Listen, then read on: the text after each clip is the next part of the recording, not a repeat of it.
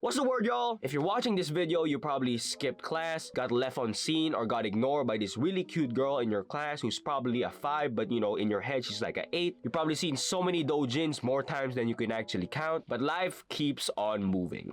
But One Piece might be the only anime that has touched every single genre known to man. It has touched romance that can make Robert Pattinson cry. It has touched time travel, robots, hentai, slavery, and sometimes all in one arc. But if you're anything like me, which I hope not, I'm just an average Filipino boy that no one understands, you probably nutted to the idea of a One Piece cinematic universe. What if Luffy never ate the Gamu Gamu no Mi? What if Chopper didn't have a blue nose? And what if Ace and Luffy were actually naked for this scene in Alabasta? Because we got movies that are not canon, we got light novels that are not confirmed to be canon, we got SBS and data books that, you know, if you collide together will literally break the One Piece universe as we know it. We literally had an alternative universe anime episode of the original Romance Dawn start with a yellow-haired Nami and a blue-haired Nami. Today we're gonna be talking about what would a One Piece multiverse look like, and if it does exist, how many Doctor Strange possibilities are there if, let's say, a One Piece Endgame style movie were to happen. Subscribe, like, support small creators,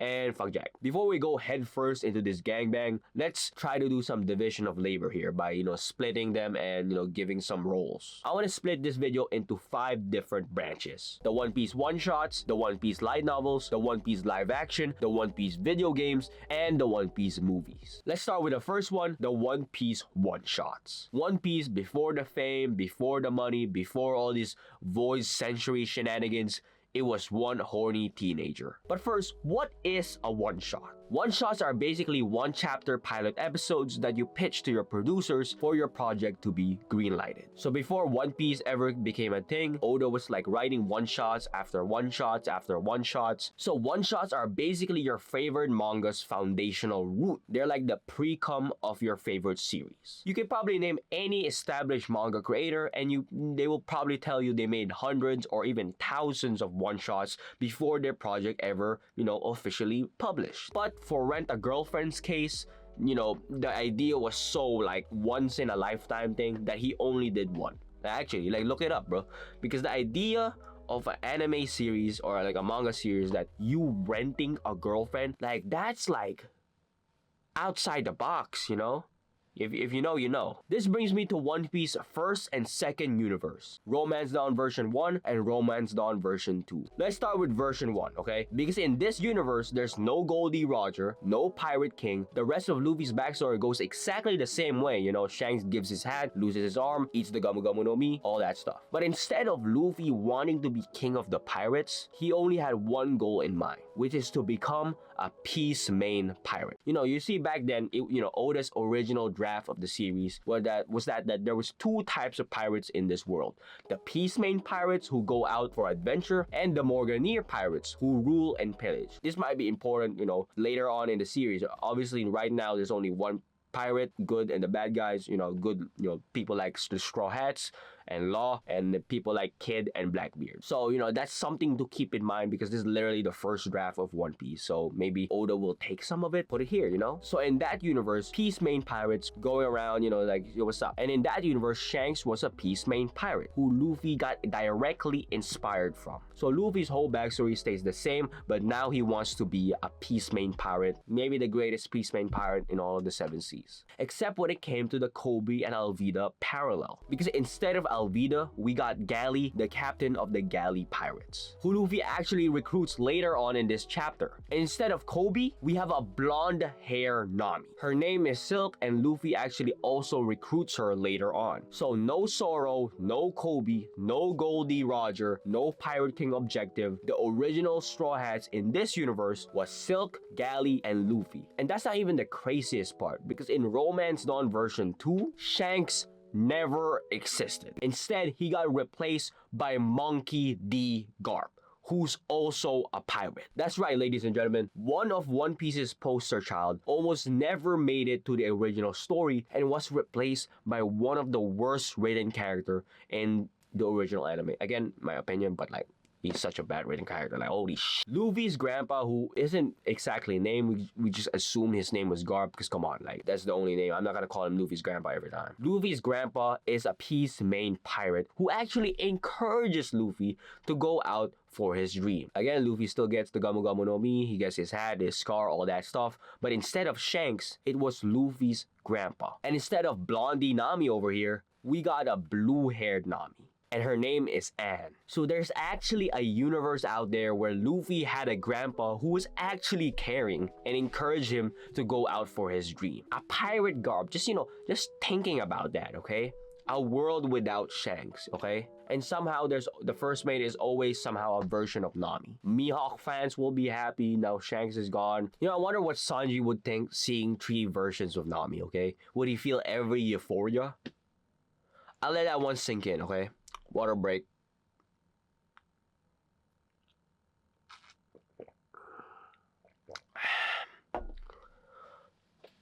Next are the semi-canon, maybe canon, who knows, like Oda just confirms it, okay? The One Piece light novels. Now, some of them are canon or loosely canon because most of them are just side stories that would fit, like a perfect glove, like, O.J. Simpson-ass gloves into the canonicity of the One Piece world without ruining, like, everything like a too-tight condom. Wait, but Seraphim, if they're confirmed to be canon, then why are you talking about them? They're part of the universe, right? They're part of the same universe. Then wait. I get it. You wrote the entire script and you just found out now after doing a teeny tiny research. And you got too lazy to edit it out in all of the video. Or you researched so much that you actually just want to put it into this video because you're too tired to just skip to it, all that stuff. Was that right? What are you talking about, bro? Like, light novels might be actually a part of this universe. I don't know, man. I don't know. Alright, Mr. Snowball, I don't know why you getting mad at me for. Like, damn, bro. Like, Jesus. Anyways, the Ace light novels. The Ace light novel, which came out in 2017, which Oda did confirm 100% canon. Maybe 99, give me a little space to work with. It follows Ace during his adventure after he left Dawn Island, which he forms the Spade Pirates with his first mate, Mask Deuce. It follows him being chased by the Marines and making it all the way to the New World by the Spade Pirates. And get this was made before Oda made Yamato's backstory. Ace being in the New World without being affiliated with any of the Yonko crew, without Whitebeard's help, is entirely plausible. A lot of people give Ace a lot of shit because he seemed really weak. He seemed really weak to be a 2nd Division commander. But let's not forget that Ace defeated a warlord, offered to be a warlord, carried his crew all the way to the New World, clashed with Jinbei and the Whitebeard pirates, and survived. So why? Why am I even talking about this if this actually is canon? Well, because during Volume 2, Ace actually challenges Whitebeard and lets out a strong surge of Conqueror's Haki. So here's the multiverse twist. Ace was never shown to have any form of haki, but during his fight versus Whitebeard in the light novel, he was randomly shown to have haki, at such a young age?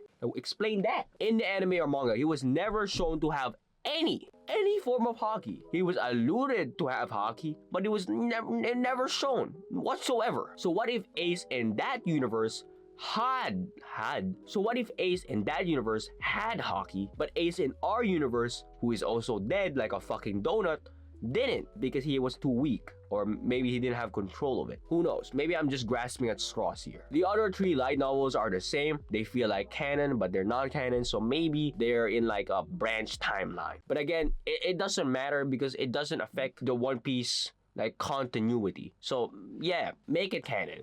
Doesn't matter. We have the Law light novel, which follows Law right after he ate the Opi Opi no Mi and saw Rocinante die. We have Zoro light novel, which follows Zoro during his bounty hunter days in the East Blue before he made a deal with Axe-Hand Morgan. And lastly, we have the One Piece Heroines light novel, which follows all the best girls in the One Piece world except for Carrot because she's a fucking bitch. But since most of them are just prequel stories or side stories, I have to say, like, they're not really in a different reality because, they can actually exist. But without Oda stamping the official seal of, the canonicity, I have to say, they're a different universe. You know, there's nothing I can do. Now, but the live action One Piece series, that's definitely an alternate universe. I would bet my entire fucking ball sacks. You know how many things they changed from the manga to the live action? Like, Jesus Christ, Mary is fucking dead. Can we just talk about that, ladies and gentlemen? Mary, the one who owns the merry-go, the one who, you know, gave the ship to Luffy in the original series, died in Syrup Village. Think about that. So Kyle was like, oh, Mary is fucking dead, but he owns the merry-go. I'm just gonna give this ship to you because I have no sense of moral justice. And because I love you guys. And here's a kiss, Usopp. Did they shake him? Even though Mary was the owner, he owned that. His face is literally on that. Like, his name is Mary, the Going Mary. You think if Mary was still alive, he'd be like, fuck you, Miss Kaya. Why are you giving my ship to a bunch of randos, you know, and your boyfriend? They ain't even saved my life. Like, I'm fucking dead. Like, I'm 6 feet under. Like, no one hold a funeral for me. Like, Jesus. They ain't saved my life, Miss Kaya. I will hunt you, Miss Kaya. And I kind of like you, Miss Kaya. Sometimes when you're, you know, changing your clothes, I take a little peek. Even so, one of the biggest difference by far is Garp's involvement early on. In the original series, okay, Mihawk just randomly showed up like a fucking bitch. Can we just talk about this, okay? Garp called Mihawk, a Yonko level warlord, to just get Luffy. That's like calling the FBI to babysit your 5-year-old kid. Even so, I really liked Garp's involvement early on. You know, he was there in Roger's execution. We know all about that. He was there in Syrup Village. He even had a chat with Seth in Baratie, which I really, you know, that was a really good ad. You know, shout out to the One Piece live action creators. So in this universe, Luffy's family ties, you know, gets explored, you know, early on. You know, so in Water 7, it's not like, oh shit, oh my god, your dad's a revolutionary and your grandpa is the hero of the Marines. Oh my god. But the biggest change is that in this universe,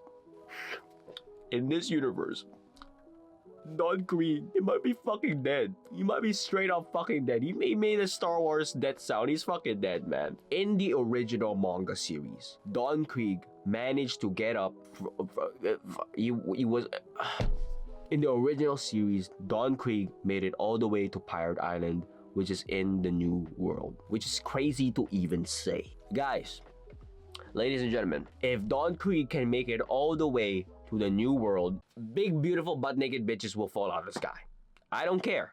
You can do anything. What's your excuse? What's the fuck? Yeah, just say it. What's your excuse if Don Krieg made it all the way to fucking the new world after getting ass blasted by Yonko Mihawk and a rubber-ass kid?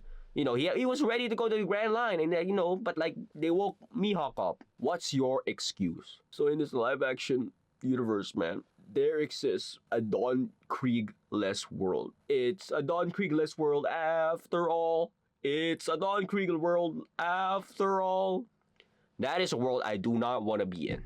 Now let's talk about the One Piece games. Now the games are their own separate shithole, which I might make a video about, let's see. But I want to talk about only one for today, which is One Piece Odyssey, which was released in 2023. Because inside that game, which is an alternative universe of One Piece, you can actually visit an alternative universe inside of that alternative universe. You can literally see what happens if Crocodile kills Luffy and takes over Alabasta. Alabasta? What the fuck is Alabasta? There's no hard R in Alabasta. You can see a world where CP9 actually won and got Robin. You can see a world where Marineford, if Whitebeard won and all that. Please do not play any One Piece game. They're all really fucking bad. You play them, but you're a big virgin, so who knows. Finally, we got the One Piece movies. Now, every One Piece movie is an alternative universe. But again, before we get to that, did you guys know One Piece Movie 1, the first One Piece movie ever made? Like, just imagine that. Like, when were you when the first One Piece movie was made? Well, I don't know, like, I'm probably fucking in my dad's ballsack. The first One Piece movie was made before they even met Sanji. So before Baratie, which is absolutely like blows my fucking like, I don't know. I don't even want to say that because like it's inappropriate. Like blows my fucking ballsack. Like, you know, One Piece was so successful that they made a movie before like one of the main characters ever showed up. Like, what was it? Like, when was Baratier? Like episode 40 or something like that? That's fucking crazy, bro. Wait, no. Baratier was like 21, right? Episode 21? No? I'm getting my dates mixed up. I don't know what the fuck is going on, bro. I might be fucking high. Let's start with Strong World because this is very special. Because an original character in that movie was later incorporated, digested in the canonicity of the series. And that character was Shiki. In that movie, he was crazy weak, okay? Like fucking, he was defeated by like what, a Gear 4 less Luffy? But in the manga, we know him to be at the same level as Whitebeard, Kaido, and Big Mom. I don't care how powerful the storm was, there's no way that could have killed him. So in that universe, they have a bum Shiki. But in the OG universe, our universe, the One Piece universe, do we have a alive Shiki? Is Shiki alive? I don't know. I don't know. Again, there's so many alternative worlds out there in the One Piece universe. So if there's ever a time, you know, a portal pops up and like, oh, we need you, they can exist in the One Piece world. Who knows? Multiverse fruit. You heard it here first. Subscribe, like, support small creators. I love you guys. Real ones say back.